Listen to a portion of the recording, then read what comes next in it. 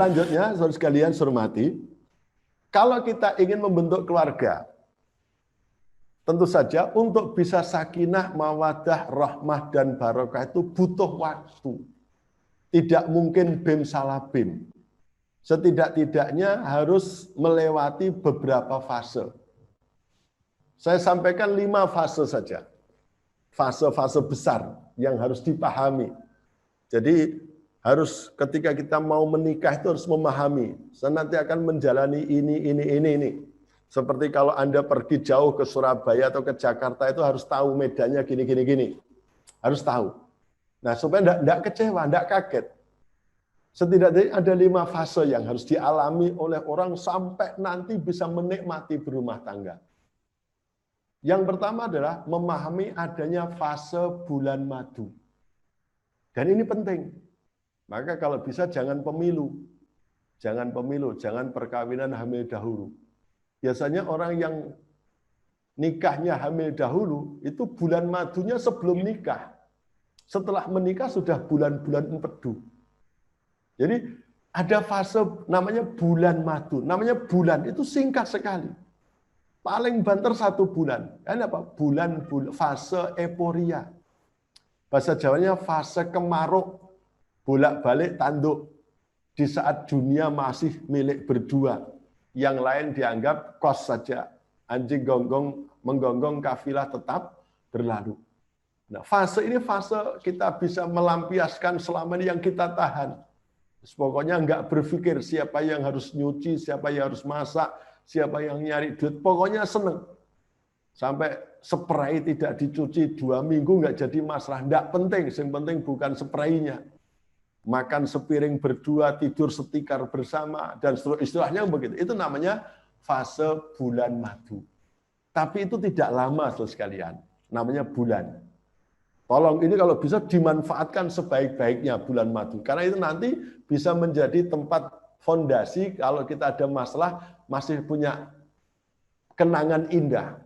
Saya nggak membayangkan kalau besok keluarga kita bertengkar, berkonflik, mau ini, tapi tidak ada tempat untuk kembali, tidak ada kenangan indah.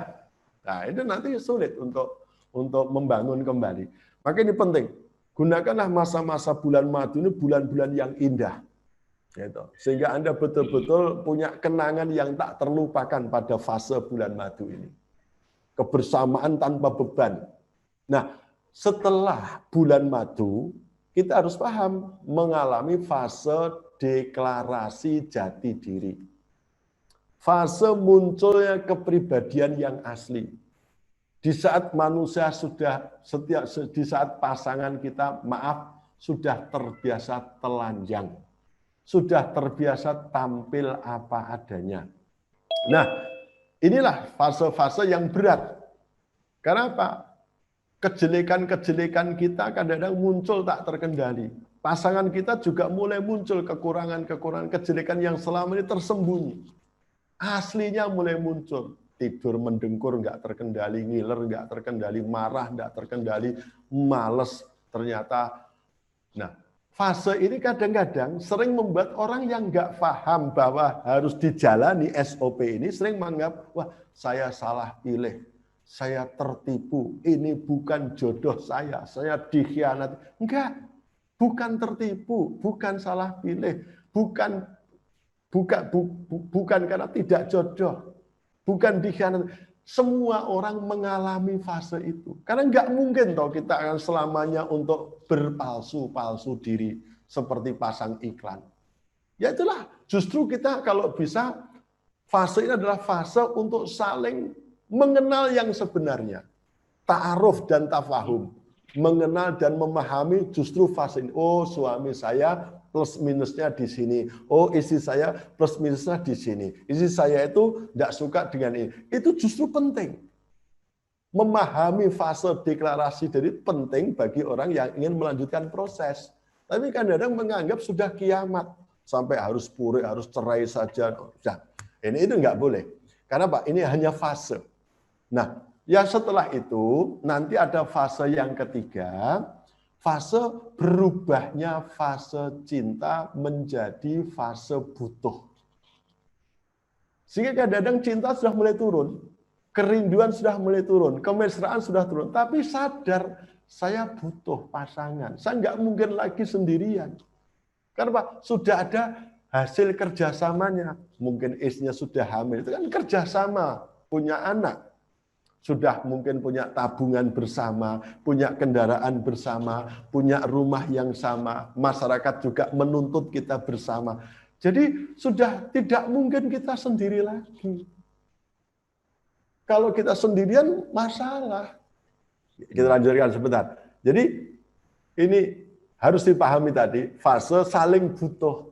Kadang-kadang suami sudah nggak butuh pulang, alah ngapain pulang, paling-paling istri saya cerewet atau nggak siap. Atau kadang-kadang istri, alah nggak pulang, nggak apa-apa, asal transfernya jalan. Kan gitu. Nah, jadi kadang-kadang kerinduan sudah nggak ada. Cinta kadang-kadang sudah hambar. Tapi ingat, selama kita sadar, kita saling butuh pasangan, nah kesadaran terhadap kebutuhan inilah yang bisa melanjutkan proses. Maka fase yang keempat apa? Yakni fase latihan untuk melakukan transaksi. Tawar-menawar, adaptasi.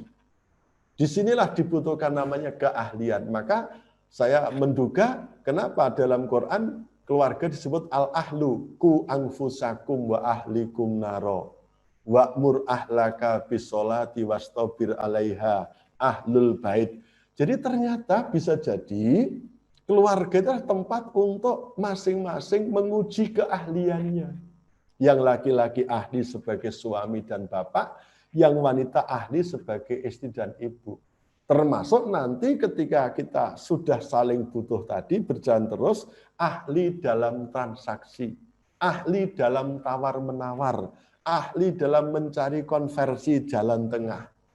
Ya semua, fisik misalnya, suami yang posturnya lebih tinggi daripada istrinya, kalau bibir ingin ketemu bibir kan harus ada transaksi, suaminya harus ndingkluk, istrinya harus ndangak. Istri yang rasional, suami yang emosi, yang bagaimana? Nah inilah namanya romantisme itu ketika kita ahli dalam tawar-menawar. Seperti orang di pasar, semua memang punya target, punya harapan.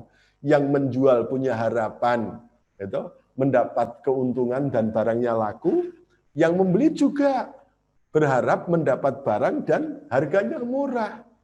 Nah, kalau masing-masing pembeli dan penjual nggak melakukan transaksi, nggak terampil dalam tawar-menawar, transaksi nggak akan terjadi.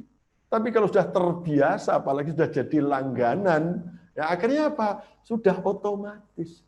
Jadi jangan membayangkan berkeluarga itu tanpa konflik, itu tidak mungkin.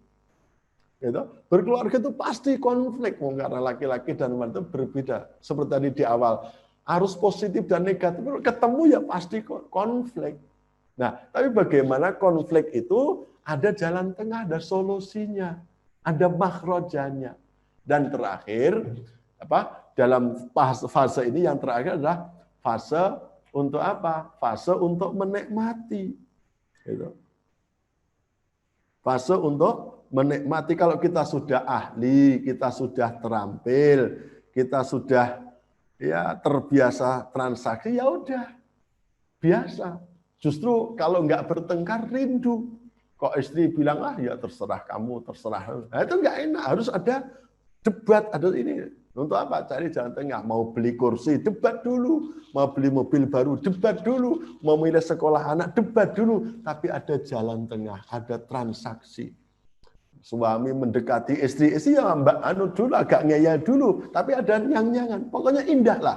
Namanya romantisme kalau ada transaksi. Nggak mulus jalan rekreasi kok jalannya cuma lurus mulus, ya itu namanya nggak indah. Tempat yang indah, tempat yang tidak mulus, yang tidak halus.